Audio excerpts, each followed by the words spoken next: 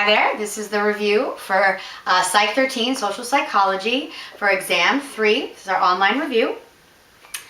We covered several different sections for this portion of the class. The first part that we covered was conformity. We covered conformity and compliance, and then obedience, and then we covered group processes, intra-group processes within groups, intergroup processes between groups, and the last section that we covered was prosocial behavior. So those are sort of the topics that Exam 3 will cover. Conformity, compliance, obedience, as well as group processes and prosocial behavior. And so the parts of conformity that I think it's the most important for you to focus on is, of course, know the different types of conformity. We covered two different broad types of conformity. Informational social influence, where you're trying to figure out where you tend to do what other people do because you really want to do the right thing. Normative social influence, where you do what other people do or believe what other people believe, not because you actually believe it, but because you don't want to be ridiculed and rejected. And so just keep those two types of conformity in mind as we talk about the important features of this section you need to know. I would know the classic study on the autokinetic effect done by the Sharifs. Recall that this was where they had a bunch of people stand in a room that was dark, and they had looked at a light, right? They looked at one sort of dot of light in a very dark room.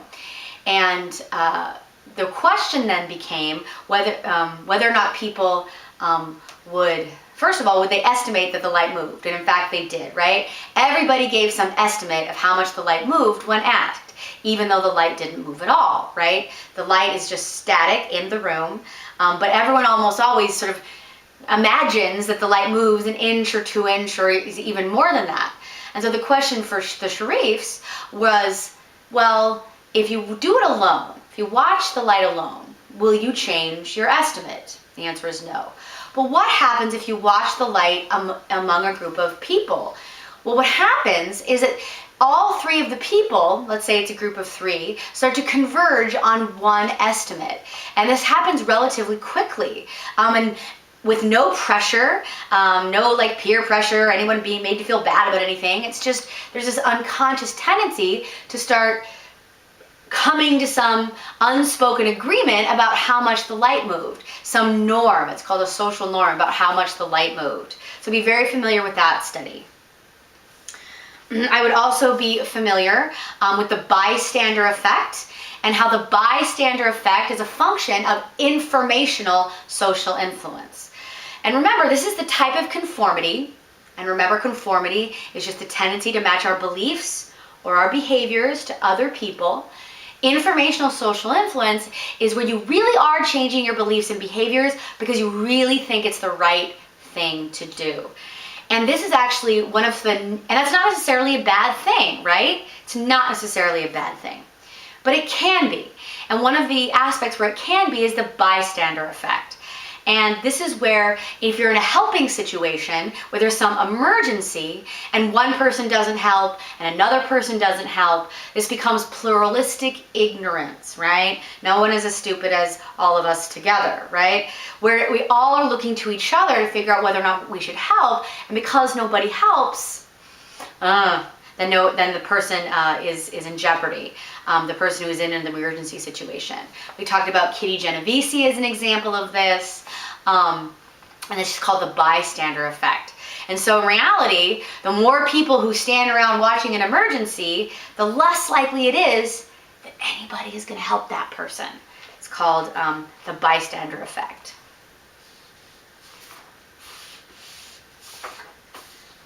And sort of a more positive aspect of informational social influence, an everyday example might be, let's say if you're trying to figure out how to get somewhere on campus, right? Let's say there's some big, let's say there's a sporting event on campus and you're not really sure where to go. And so you arrive on campus and you watch all the people streaming towards a particular place over there by the village. And you think to yourself, well, everyone else is walking that way. I'm guessing that's where the sporting event is. That is also informational social influence, right? You're just looking to other people because you truly believe they're good sources of information. Because remember, it's not always bad. And so one of the motivations for conformity is to figure out the right thing to do, right? But another motive for conformity is simply normative social influence, right? Where it's called public acquiescence, which is a big $3 word. That means you just give in to the pressure of what everyone else is doing. You don't actually believe it's the right thing. You don't actually believe it's the good thing, but you do it because you're caving. You're just caving to that social pressure. And the ash line study is a really good example of this. This was the study where they lined up 3 lines among a group of people, and the first people were all in on it, right? And so they all gave the wrong answer. And what was clear is most people, when a majority of people, when almost everyone is giving the wrong answer over and over and over again, even though they know the right answer, they eventually cave and say the wrong answer too. So be very familiar with that study. And also be familiar with the things that make conformity less likely, right? If either one other person, just one other person, gave the right answer, then in that ash line study, that real participant was less likely to cave. So be familiar with that as well. And that is an example of normative social influence, because that's the second motive, right? The second motive for conformity is to avoid rejection and ridicule. And the likelihood of rejection and ridicule is a real one, right? Remember that Johnny Rocco study, where the one person who decided to not agree and stand their ground was the one who was likely to be voted off the island, to be rejected from the group. Be familiar with that study. That might show up in your future. Right? And so a real world example of normative social influence might be if you're with a group of friends and they all decide to do something really stupid, like jump off a bridge, and you're thinking, well, I'm probably going to be okay, but you don't really want to do it, and you jump anyway, even though you really know it's a stupid idea, but because you don't want to get made fun of, you don't want to be rejected, you don't want to be ridiculed, then you jump, right? It will be normative social influence. Of course, that's not to say that people can't be influential if they're a member of a minority, right? We actually did talk about minority influence. We talked about when people can sort of be a lone voice in the wilderness and get people over to their side. And in fact, if you're going to be an effective minority influencer, you got to have a consistent, unwavering viewpoint. Now, the group might reject you, right? But you got to actually have that consistent, unwavering viewpoint, and advocate for it in a respectful way, in an intelligent way, and then eventually, if you sway one person, maybe you'll sway a third person. Then, in fact, minorities can be influential. So know that discussion. Be very familiar with that discussion that we had about when minorities can be successful in getting other people to sway to their side.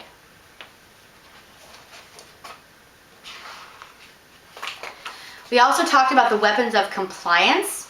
And remember that compliance is different than conformity, because conformity is just that basic tendency to match our beliefs and our behaviors to other people's beliefs and behaviors, right? Compliance is something is related but different. Compliance is where you change your beliefs or change your behaviors because somebody else directly wants you to. They're trying to get you to change. That, and then if you do, that is compliance. And we really focused on the weapons of compliance as they relate to sales, advertising, right? Getting people to buy things. We use that as a good working example of compliance. And so know the weapons of compliance. The ones I suggest you be very familiar with and be able to recognize real-world examples of are reciprocity. If somebody else does something nice for us, we have a tendency to want to do it back. We want to do something nice for them too.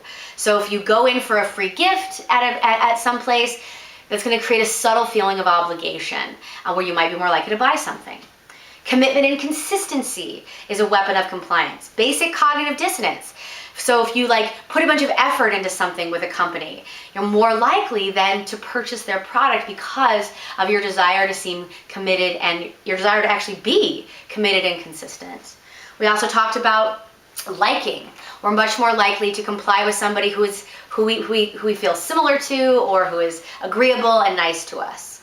And then we also talked about scarcity, right? We like to feel like we're free agents in the world, free to choose. And if we're suddenly scared we can't get a product, well, then we're more likely to want that product, right? And the last one that I think you should be very familiar with is authority, right? Authority. That is a weapon of compliance. That's the basic idea that people are in authority. So be aware of that as well.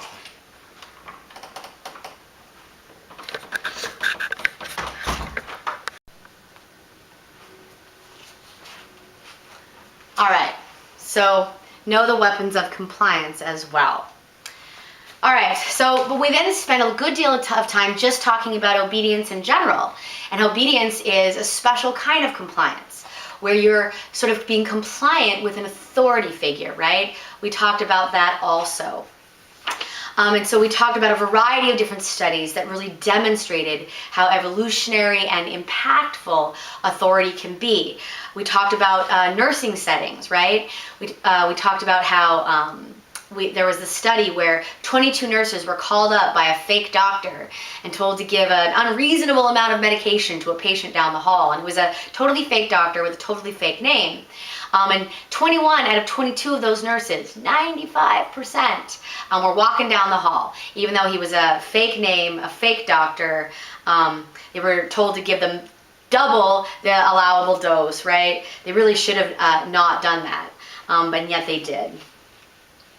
We really talked about the monkey study that gave delicious caramels to a group of monkeys versus another group of monkeys that are given not so delicious bread. If you give delicious caramels to low status monkeys, only half the monkeys are eating bread, eating caramels at the end of 2 years, right? So that's a pretty, right? Caramels are naturally delicious, but yet if you give it, clearly it becomes low status monkey food, right? That was the finding. But if you give bread to the leaders of the monkeys, I know, or the leaders of the cats, no, that's my kitty, right? If you give bread to the leaders of the monkeys, then even though bread is not especially tasty, everyone is eating bread after 4 hours. Be familiar with that study. Of course, be familiar with the Milgram experiment. Be as familiar with that as you possibly can. It's a very important study in social psychology. 65% of people went all the way to 450 volts. Everybody goes to close to 300 volts. And it was the unique features of that situation that led to such high rates of obedience, right? A scientist in a white lab coat. The study was being held at Yale University. They separated the people giving the shocks from the people they thought were getting the shocks. They didn't have to look at the person, right? And so there were several things that made obedience go down. So be very familiar with the things that made obedience less likely as well.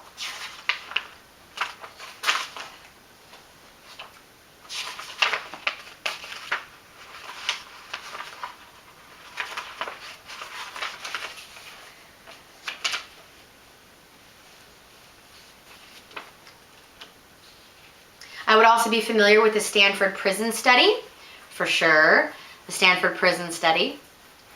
I would pay careful attention to this one because I think it not only illustrates conformity, both situational and normative social influence, it also is a study on authority pressure, and it also just sort of demonstrates the power of social roles to change human behavior.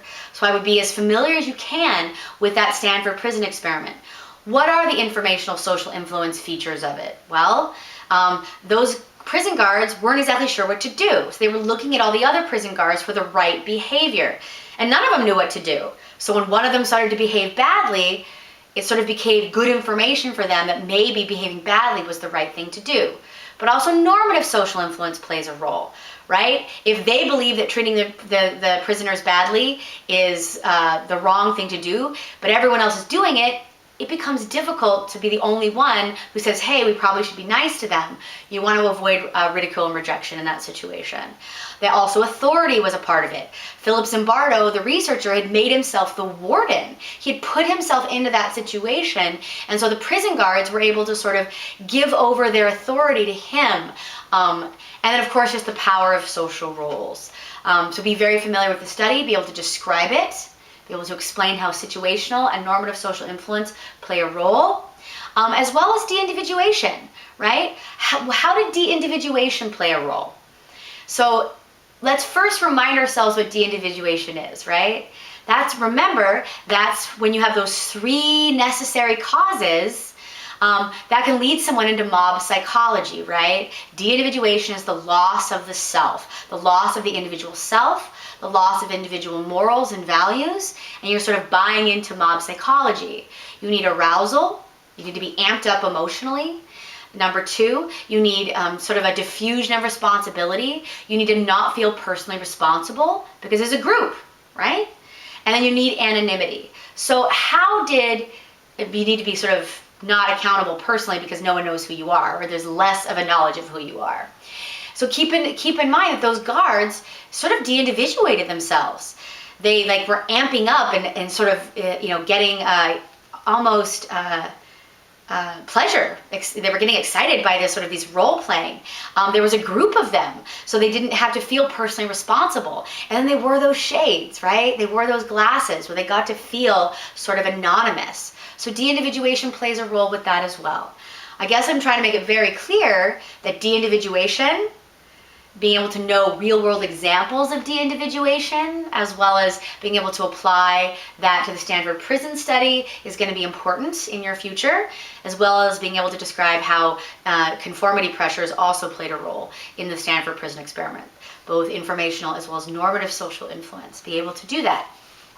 And know about those studies on de-individuation, the Halloween candy study with the children, but also that study where they had people dress up as a nurse or a KKK member. De-individuation is not always bad, right? If you have someone dress up like a nurse, de-individuation actually leads to better behavior, right? You just sort of buy into group norms at that point when you become de-individuated.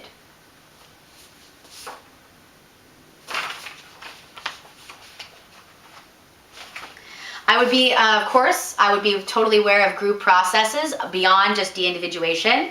I would be familiar with what defines a group, right? A small group, as defined by your book, is 3 or more people who actually interact versus sort of a collective identity, which would be like a Pierce College student, right? A small group is really those people who actually interact. I would know about groupthink and how groupthink is a bad thing, and how if you want to avoid groupthink, what do you have to do? Well, you actually have to make the process, the system of how you make a good decision, you have to make it an explicit decision, a clear decision, right? As opposed to just wanting to find any good old decision, you want to make the actual process itself an explicit goal, right? Whether or not we come to the best decision, making sure that the process that we made our decision by is a good process helps prevent groupthink. Know about social facilitation. When social facilitation will happen. That's the idea that sometimes our performance is improved by other people, right? And social facilitation is the most likely to happen when we're already really good at something, right? We're going to improve when we're already really good at something, and then there's a group around us. Then we are going to perform even better. But then if we're kind of bad at something, other people around will actually hurt our performance. So be aware of social facilitation. As well as social loafing. When are we highly likely to engage in social loafing? And we're the most likely to engage in social loafing, of course, when we're not accountable for our actions, right? When our individual efforts won't be noticed as much, right? If you can be held accountable for your performance and your efforts are going to be noticed, you're less likely to engage in social loafing, right? And be familiar with that research that demonstrates that social loafing is totally a thing.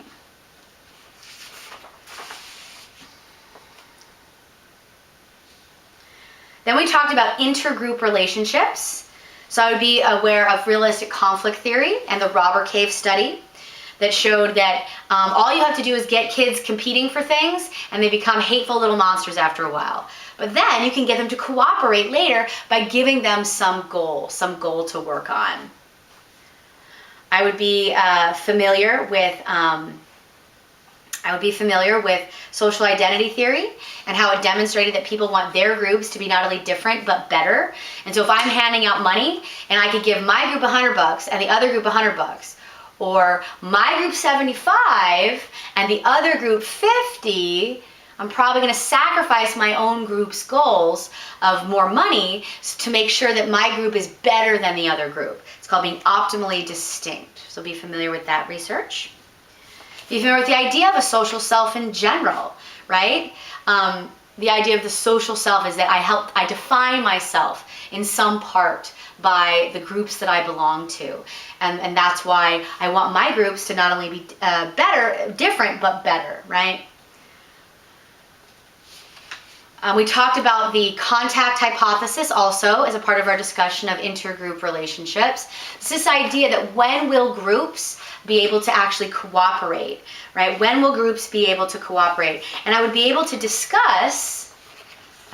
know very, very thoroughly when under what conditions groups being in contact with each other, like the contact hypothesis means that when groups will be in contact, when that will actually result in improved intergroup relations. And the first is, well, you got to get them to actually interact with one another, right? There has to be some actual interaction where they're working towards something in a collaborative fashion. There also has to be what's called a superordinate goal. There have to be some shared destiny that they care about, some goal that they both want. They have to actually interact. They have to be working towards some goal they both care about. That's 2. Third thing is you have to give every member of both groups equal status, right? You can't have one group be higher than the other or better than the other in the interaction. And the last one is whoever those folks respect, the authority figures in that situation, have to sort of give the thumbs up. And so desegregation became a great example of the contact hypothesis and how it so often fails, because those four conditions, those 4 aspects of the situation are really hard to achieve, right? You got to create a situation where everybody's equal. You got to create a situation where everybody the kids respect is on board with desegregation. You got to get them working together in a collaborative fashion on something they both care about. And that's hard, right?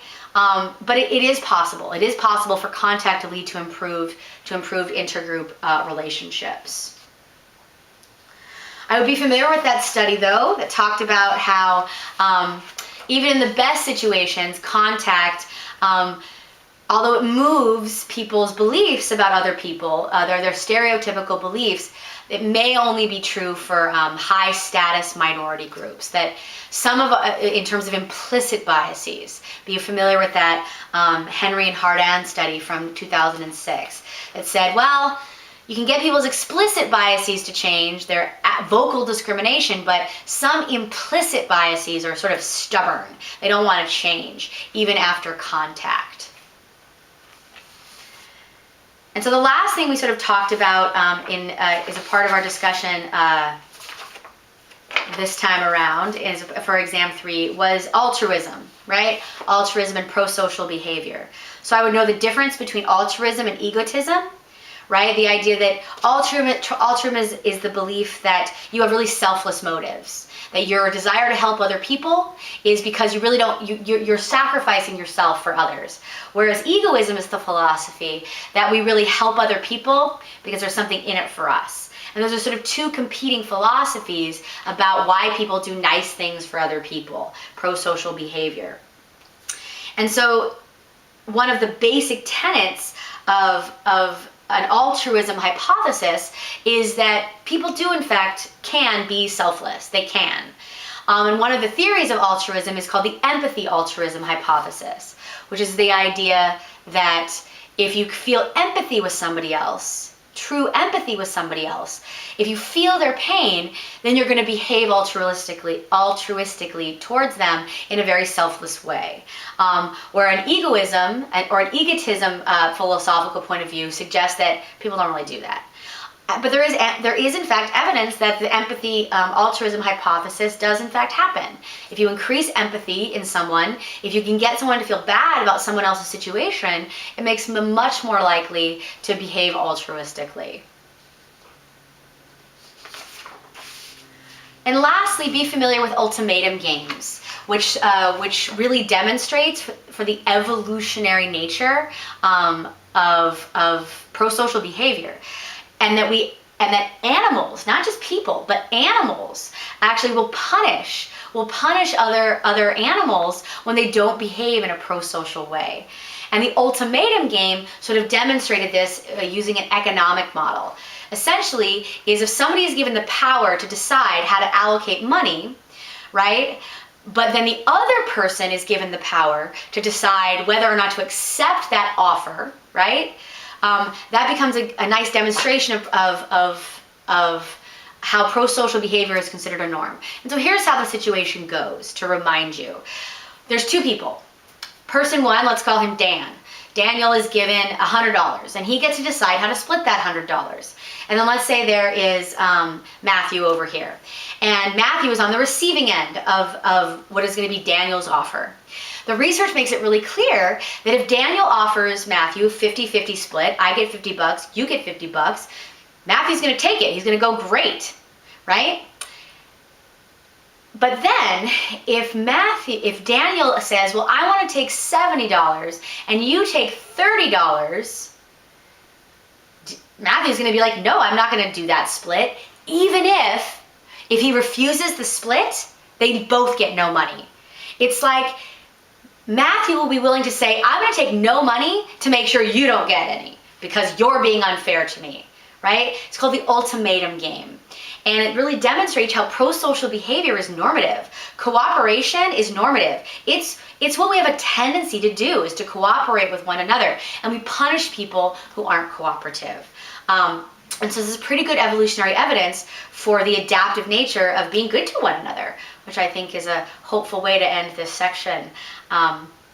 So just remember, there will be no class on the Tuesday before the exam. The exam will be held on Thursday. It will be proctored by somebody else.